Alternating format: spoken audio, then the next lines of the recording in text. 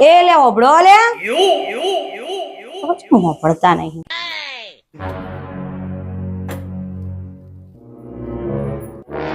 કઈ નહીં મુવા પાડું પડતા જ નહીં. આ ટીવી માં ડોળા કાઢીને બેહી રહ્યા હો આખો દિવસ ટીવી જો કરો.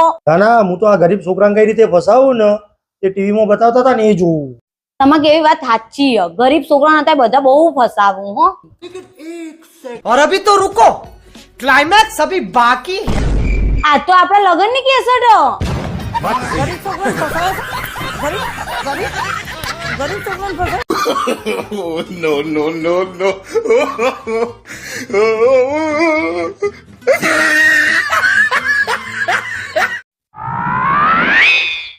ગોવિંદ બોલો હરિ ગોપાલ બોલો. ખાવાનું હોય તો લહણ ફોલો. ત્યાં ભજન તો ગાવા દે શાંતિથી.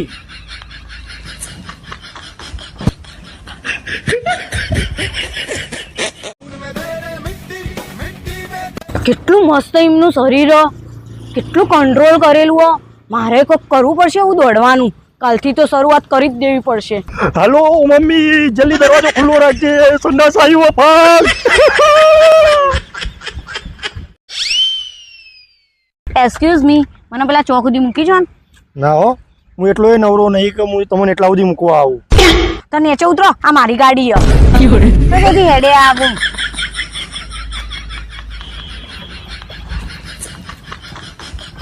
ચાલ તું હંમેશા મોટી થઈને શું કરવા માંગતી હતી?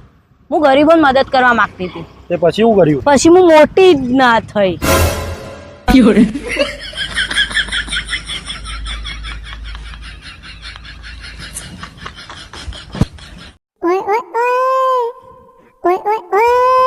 શું આટલા બધા તમે ખુશ હો? હાલ બોસનો મેસેજ આવ્યો, કાલ તો મારે રજા. યસ, મજા આવશે. હા તો કાલ સવારે આપણે શોપિંગ કરવા જઈશું. પછી બપોરે ને બહાર જમવા જઈશું અને રાત્રે મોડા પિક્ચર જોઈને આવીશું. આપણે ને એકબીજા સાથે ટાઈમ સ્પેન્ડ કરીશું. હા પછી મોડા આવીશું ઘેર. ઓનો ટાઈમ સ્પેન્ડ ના કહેવાય, મની સ્પેન્ડ કહેવાય. આખું મૂડ બગાડી દીધું. રજા છૂટી આવી મારતો. રજા આવી હતી એક તો. પૈસા પૈસા પૈસા આખો દાડો. આશીષ, હું તને એક વાત પૂછવાની હતી. પૂછ. આપણે હોમની બિલ્ડિંગમાં પેલા આશા ભાભી છૂટાછેડા થઈ ગયા. તમને નહીં ખબર? તે કેમ થઈ જતી? એટલે એ બેને રાગ નતો આવતો. તે રાગ ના આવતો હોય બેન તો સંગીતના ક્લાસ ના શીખ્યા હોય તા. એટલે તારો ભા રાગ એટલે બેના ઝઘડા થતા હતા, ઝઘડા. એમ ક્યાં તે પણ રાજુ હેવી. મને તો એવું હતું કે રાગ એટલે સંગીત શીખવા જવાનું. ચલો કોમ કર તારું.